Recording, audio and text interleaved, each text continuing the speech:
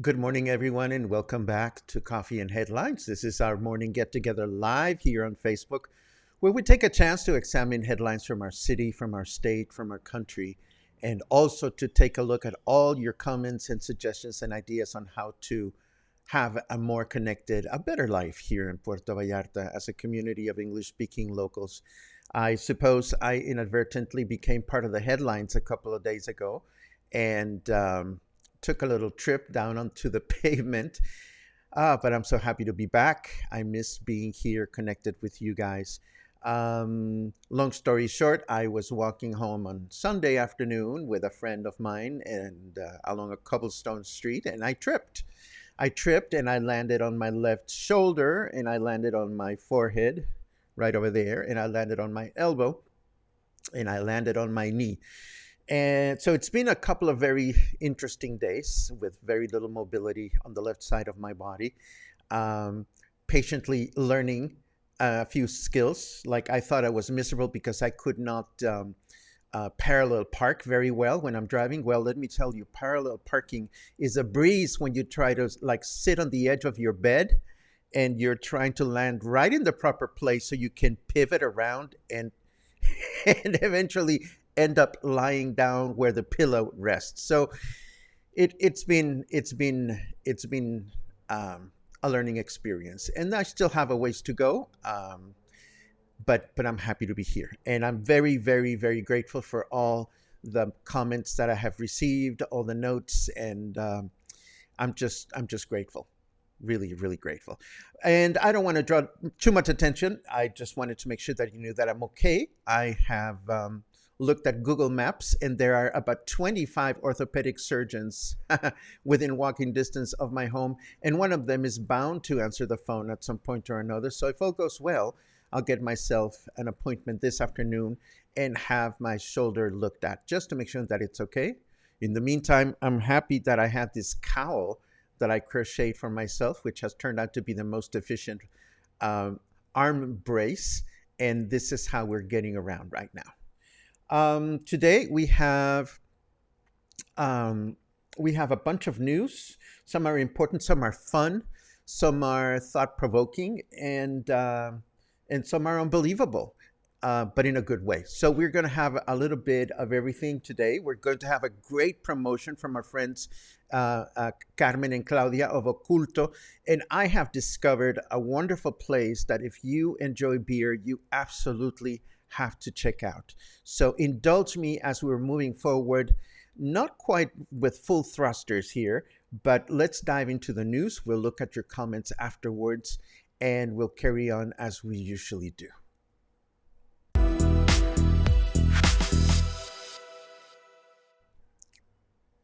Okay, for starters, I'm happy to report that the latest vaccination campaign that took place here in the city this past Thursday, Friday, and Monday was very successful, with close to 24,000 vaccines applied either as boosters for seniors or first and second doses for those that require them.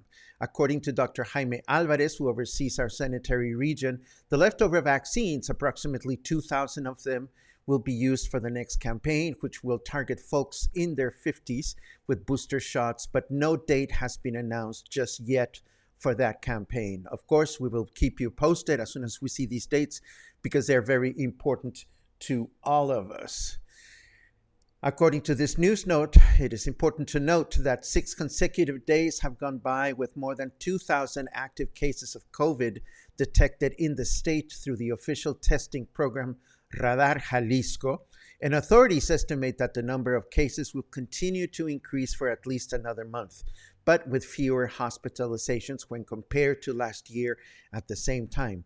I keep hearing from friends of mine that a lot of people are getting COVID. So as always, my best suggestion and my best advice for everyone is to continue taking care of ourselves in the best possible way, following the mandates and just being very careful with the decisions that we make when it comes to socializing and being out and about. We went through the first weekend in which the new mandates for bars and nighttime venues went into effect. And we learned that the local reglamentos office placed notifications or slapped some wrists at 5 nighttime venues in our city. The names of the venues are not revealed, and that's okay. The good news, however, is that according to Salvador Gutierrez Palacios, the subdirector at Reglamentos, most venues seem to be willing to follow the mandate without major hurdles. City Hall personnel will continue to make random inspections throughout the city and not only on weekends. It is so weird to tell the news without being able to move my arms. It's not even funny, but I'll get used to it.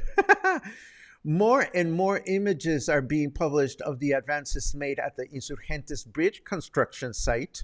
According to this news note, it takes a total of 13 of these ginormous concrete beams for each one of the 2 bridges. They are huge. Look at these photos.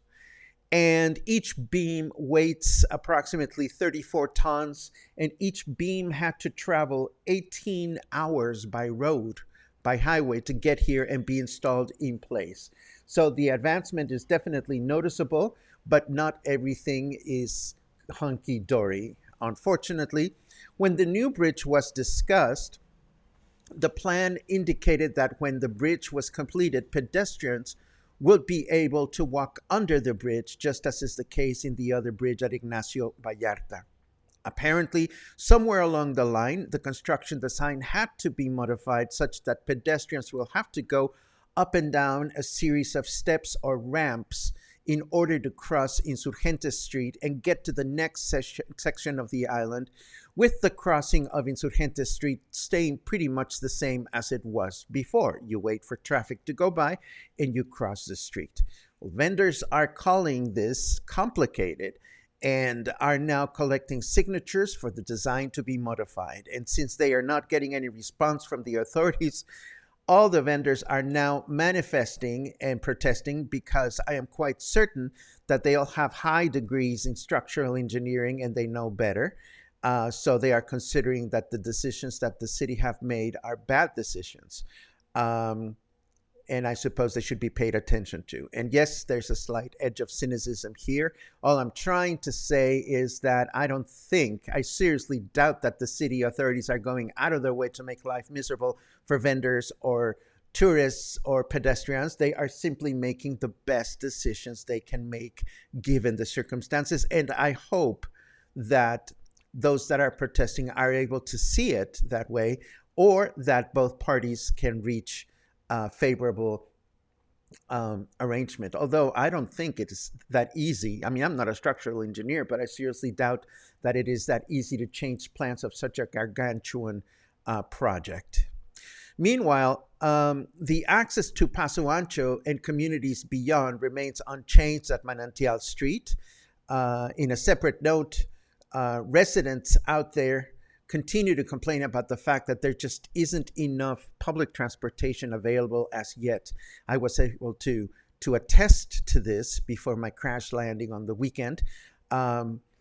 that this particular spot at Manantial remains unchanged. But further on, along the Rio Quale, the government has started work returning some of the pedestrian bridges at some of the communities that are located there. So it's not like the government is sitting idle. They are simply advancing in other areas. Let's see what else. Let me take a quick glance at your comments. If I see anything urgent, I'll stop. I think we're all moving along. Thank you very much. I have a couple of letters that I received that I'd like to address before we move into our weather. The first one, it comes from Jim, who writes, I may have missed it, but I see little news about the current water situation in Vallarta. I hear stories about CEPAL's inability to reliably deliver water to more than a few colonias in Vallarta, but have even more familiarity with the south side of Vallarta. It seems most condo buildings and homes in Amapas, Conchas Chinas are struggling with lack of adequate water, and many are relying entirely on daily pipa deliveries or water pipe deliveries. Lots of stories circulating overbuilding, municipal corruption, infrastructure, damage caused by Hurricane Nora, failure to invest in infrastructure, collapse of Calle Santa Barbara, collapse of Rio Quale Bridge, etc., etc., etc. Jim continues, my uneducated guess would include a combination of all of the above, but what surprises me is that there seems to be little reporting of the issue and even less explanation and attempts to be accountable from the municipal authorities. Is there any reporting of significance? And if not, do you know why not? Finally, we get to a question I can answer. Thank you for your show, entertaining and informative. Saludos, Jim. P.S. Didn't even mention the sewage stench in Old Town, especially along Basilio Vadillo, really puts the outdoors in outdoor dining. Okay, that was the end of that. First of all, Jim, if you're watching, thank you for reaching out. You know, we're always happy to be the recipients of people's woes and miseries. And I hear you. You know, the problems that you describe are serious and very important, but they sound like problems we could find in just about any city anywhere in the world. Any city in the world has overbuilding. Any city in the world has municipal corruption and infrastructure damage caused by natural scenarios. I'm not trying to minimize what you are feeling or experiencing, but we have reported a couple of times on meetings that CEPAL has had with residents in Conchas Chinas. Do I know specifically why there isn't more reporting?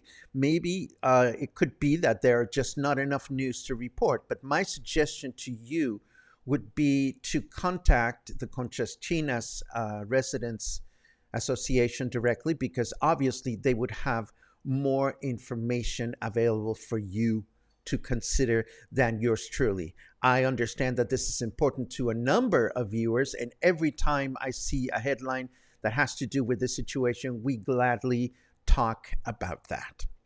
So there you have it. That was letter number one. Letter number two is a little bit more personal. Robert writes in Spanish, so I'm going to translate on the fly. I want to say that I am sorry that you fell for walking down one of those awful streets with cobblestones. I hope your recovery is fast and successful. And then, which is lovely. Thank you very much, Robert. Robert then continues, maybe you don't remember, but a little less than a year ago, after having met two ladies, one of whom broke an ankle and the other one an elbow, I commented in your page about this topic of dangerous and neglected streets. At the time, you scolded me rather brutally, a kind of execution towards the typical foreigner that comes here to criticize the traditions of our country. You mocked me and you threw me out on the street like a dirty dog. And then the last sentence, I continue to wait for your opinion to change about the horrible streets we have. Okay, well, let's break this one down. Um, for the record, Robert, I do remember about that incident. And yes, at the time, I seem to recall you were very concerned in changing something that has been the way it is for a long time. Uh, do I have strong opinions? Of course I do. And do I feel entitled to giving my opinions in my broadcast? Of course I do. I am also quite fortunate to have wonderful friends, many of whom have strong opinions, but they have something in common with me. They are never mean, or they don't go out to life intending to be mean at other people. If they were, they wouldn't be my friends. And if I was mean, they would not want to be my friends either. So if you think I treated you like a dog, well, I'm sorry you feel that way. You ask if my opinion has changed. Well, it has changed somewhat. I no longer feel disdain about people that complain about things that cannot be changed. You see, I didn't fall because of the cobblestones. I felt because I was careless. The cobblestones didn't have anything to do with it. You know, the cobblestones come with a package. When you choose to live in a city like Puerto Vallarta, bad sewage comes with a package. Bad cobblestones come with a package. Problems with internet come with a package. Poor garbage distribution and service come with a package. And it is entirely up to us to determine whether we want to live with those circumstances or not. So again, I don't feel disdain for those people that feel the need to complain about things that are not going to change. I now sort of feel more indifference. And I'm happy to know that there are enough people here in the Bay that like to complain about a lot of things. So you have a lot of company. And for myself, I am grateful that I'm surrounded by a lot of people that are happy to accept our surroundings just as they are, acknowledging that not everything is perfect, but creatively finding ways to be happy. Another way in which my opinion has changed has nothing to do with cobblestones. It has everything to do with the empathy that I feel for people like myself that, for whatever reason, choose to live alone. Trust me, wiping your ass with one hand while you're trying to get up and down from the toilet is not an easy task. But I'm not going to blame the cobblestones for that, and I'm not going to blame the country, and I'm not going to blame anyone. I fell because I was careless, and I'm grateful that I have so many good friends to look after me. Yesterday, 3 friends surprised me with surprise pozole and surprise wine. They were going to bring flowers, but they chose to bring wine and food instead. And I am so blessed for this community, and I am so blessed for having people around me like that. So I can only wish for you, Robert, that while you continue to be unhappy about the states of the cobblestone streets in my city, that you have also taken some time and energy to cultivate friends that will look after you when things get a little complicated. Now we look at the weather.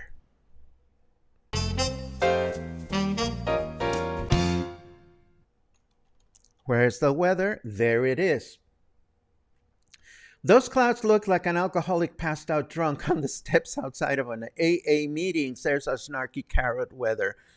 It is 19 degrees. It feels like 20. Humidity is at 57%. Our temperature in Fahrenheit is 66 degrees. And our weather forecast for this hump day is overcast through the day with a high temperature of 28, low temperature of 20. Tomorrow, Thursday, it'll be mostly cloudy through the day with a high temperature of 28, low temperature of 19.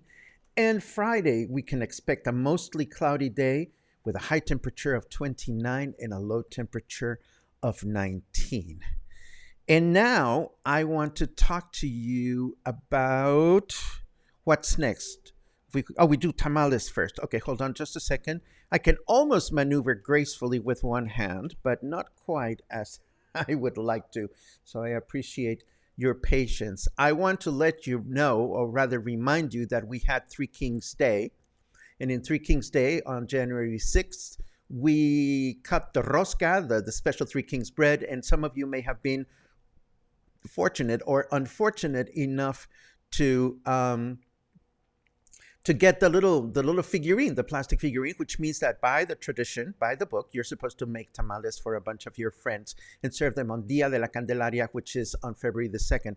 Well, I'm happy to report that our friends from Oculto, Carmen and Claudia, who have this amazing space for private dinners and also for cooking classes, they are hosting a special tamale making class. Check out this photo. There's our Carmen. She is cooking and she's teaching the class along with Chef Diego Sánchez. The class will take place on January 25, and you'll have the opportunity to learn all the nuances of how to make tamales from scratch, which is a lot of fun. It is labor intensive, but it is a lot of fun. It's definitely a community building activity, I will say. Tamal making is fun when you get a bunch of people to do it together. And this is, you can almost see a little bit of the teaching kitchen that they have, and it is really, really beautiful. During this hands-on class, you will be able to learn how to make tomatillo-chicken tamales, adobo spice beef tamales, and vegetarian rajas and cheese tamales. There are going to be vegan options available upon request. You will also receive an embroidered vintage El Arrayán apron and all the ingredients to cook, and all the instruction is in English. All you have to do is show up. And after you're done making the tamales, everybody gets to enjoy them for lunch. And, you know, with the price of the classes, you get one cocktail or one glass of Mexican wine, or you can also get additional beverages from the bar. And the best news of this is that, well, first of all, the regular price is $95 per person, but if you mention coffee and headlines, you can attend the class for $75 per person. And if you are a Coffee and Headlines subscribing member, you have an even deeper discount. I will be sending an email message to those of you that are monthly or annual subscribers so that you can learn more about these details. So I want to say thank you to Carmen and Claudia for so kindly keeping us as a cluster in mind in this particular class. I'm going to leave all the information in the show notes so that you can reserve your spot on this class. They need a minimum of 4 people to sign up for the class, and the space will be limited just to keep things kosher as far as COVID is concerned. And now I want to talk to you about an amazing place that I discovered where you can enjoy beer. And we talked about this briefly. We are going to talk, of course, about the Los Cuentos. Oh my God, let me open it up. Hold on just a second. There it is, the Los Cuentos Taproom, which is located in Colonia Díaz Ordaz. Los Cuentos is a local brewery. All their beers are made here in Puerto Vallarta, and you can find them at a lot of local restaurants, but they happen to have their own tap room. They opened it about 4 to 5 months ago. I just discovered it by walking down my neighborhood. They are around the corner from the sushi place called Sushi In House. And of course, we know that they serve different varieties of beer. And when you get to this tap room, the space is really small, which is an advantage or a disadvantage. If you go early in the day when there's not that many people, you're bound to just have the place for yourself. It's small and they're conditioned, and it has a little bar, and behind the bar, there's a little kitchen, and you'd be amazed at the kinds of things that come out of that kitchen. There is a menu to go along with the beers, and the menu consists on little bite-sized edibles inspired by Oaxaca cuisine. And the wonderful thing is that some of the beers come with, you order a beer and you're eligible to get 1 or 2 of these hors d'oeuvres to go along with your beer, or you can order the hors d'oeuvres separately. We had everything from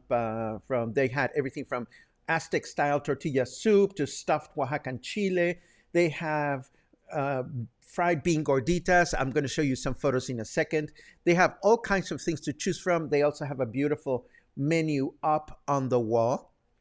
We started with these beers that I cannot even mention. This is a chocolate stout. which is called something like Guidiribella. It have a funky name, and it was absolutely delicious. And then we started sampling some of their different edibles, and these was some. I think these were some ceviche taquitos, and they had this beautiful stuffed chile, which was absolutely delicious. And this was one of the gorditas stuffed with frijoles, and these were the bone marrow taquitos that were just absolutely delicious. What's most amazing of it all is that everything is prepared behind the bar. I mean, the chef is this wizard, because if you can see the size of his kitchenette, it's down here. He only has one burner, and he's able to prepare his masa on the site, prepare his tortillas, prepare all his dishes. Everything happens right then and there. The experience was just so much fun, and we ate well, and we sampled beers that are made locally. And to make things even better, they serve these chingaderas, these containers, which are beautiful to begin with. But then if you order them full of beer, I think they're 200 pesos each. And if you bring them back, you can get them full of beer for less money. So this is kind of like your carry container that you can bring back and forth if you want to continue visiting this spot. So it was a really fun place to visit. Needless to say, they are now located in our Versailles for Foodies map, and I'm very happy for that. Let's see, did we update the map? Of course we updated the map. Here it is. So you know that the map is available for free for anybody that that watches, or anybody. The map is completely free. And right now, if we go back to the beginning, having added them, we now have 33 essential restaurants, eateries, and food-related shops in our map. Look at all of them. And they're all indicated by a little location photograph, and they all have a little description, so you can find your way and eat your way through Versailles if you care to do that. One last bit of news that shouldn't be of major concern, but I wanted to share with you, is that something unusual happened on Palmares Beach yesterday, south of Puerto Vallarta, where hundreds of dead hairtail fish appeared dead along the beach. This doesn't happen frequently, but according to authorities, it can happen sometimes when the currents in the ocean get too rough for the fish to handle. Palmares Beach has not been closed to the public, but if you happen to go there, there is no cause for alarm. Last but not least, and totally unrelated, one of the most memorable gestures to get better that I received yesterday from a dear friend, I think it was Logan, was this very curious video of, well, the caption says it all. The caption says, the heavy metal knitting world championship that takes place in Finland are probably the strangest thing you'll see today, and I totally agree with that. I totally agree with that. You haven't lived till you've seen this video of heavy metal musicians playing and knitting at the same time. I guess I should be happy that there's something from all of us, or for all of us rather, and I look forward to the day which I can go back to crocheting, and I hope that'll happen sometime soon. That was the show. Now I can look at your comments, and I thank you for making me feel better simply by keeping me company. Lots of good mornings and lots of good wishes. I very much appreciate that from you. It'll be a few days, but, you know, I'm happy to be feeling better than yesterday and sure that we are headed in the right direction. Let's see. I'm looking for cues. Alan keeps counting days, 51 days to PV. That's wonderful. A great day in Puerto Vallarta. Paco has made it back, and hopefully he's not too hurt. I won't lie to you, Bill. I feel a lot of pain, and I'm moving very slowly, but I'm taking good care of myself. Good for you, Daniel. Daniel says, we went for dinner last night, and we gave a 15% tip. Good for you. Again, it's all a part of getting acquainted with local customs and traditions. There is that saying that says, when in Rome, do what Romans do.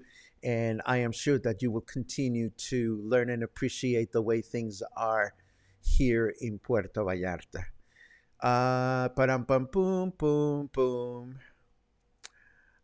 Believe it or not, I fell down too, but only a little bump on my knee, all good. You know, I have tripped before. And I understand from other friends that it's a rite of passage, tripping on the cobblestones here. I am grateful that I don't have to walk in high heels all the time, even though I took a class on how to do it. Let's see what else. Um, oh, thank you for the Butterfingers wish, John. I think I'm good without them for a little while, but I appreciate the gesture very much. Let's see. As we get older, we heal slower. Take care. We only have one body. Randall, there is a saying that my father, who has passed away, used to say frequently. You get to a certain age and you die from one of three words that start with the letter C. Caca, which means shit or digestive problems. Caída, which means to fall, or what happened to me. Or catarro, which means catarrh, or, respiratory congestions. And I clearly fit that bill. Falling down at the age of 58 is no fun matter. But again, it could have been worse. It could have been my right hand arm, and I am right handed. So it is a good thing that it was my left one. Let's see what else we have. Boom, boom, bum, bum. Dun, dun, dun, dun, dun, dun, dun, dun, dun. We have frequented the breweries in Puerto Vallarta many times, loved the local brew, walked into one, and the manager was from our hometown, small world. That's wonderful. I see that some of you are experiencing bad connections. I'm sorry to hear that. I hope it gets better. Oh, and before I forget, I'm sorry, YouTubers. There was no broadcast yesterday. My sincere apologies in case you went looking for it, but here we are. Let's see.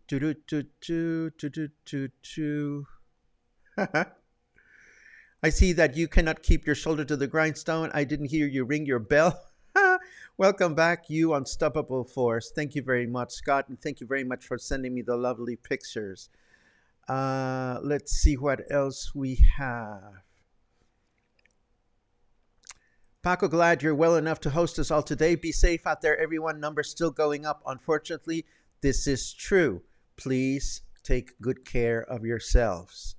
Did I break any bones? I don't think so, because I think I would be mega swollen, but an x-ray or one of those sound chingaderas will probably reveal that, and I'm hoping to have that clarity either later on today or tomorrow. I'll keep you posted. Boom,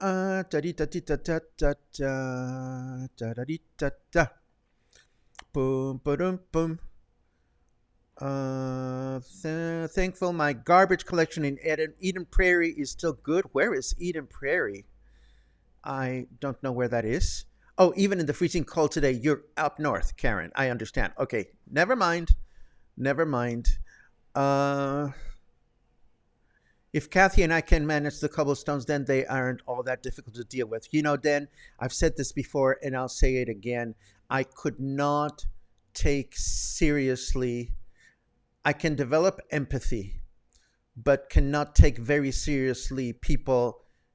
Oh, let me start that again. I cannot take people very seriously when it comes to complaining about cobblestones when I watch you, Dan, pushing Kathy on the wheelchair through street after street after street here in the city. All I can wish for is a better mindset for anyone that feels adversities are out there to get us, because they will.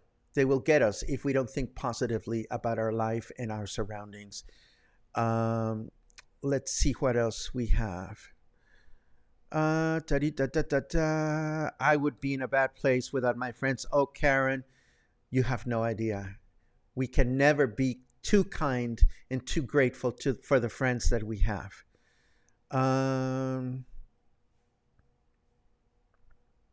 People want to come here and try to change Puerto Vallarta, says Suzanne. You think? Oh, dear.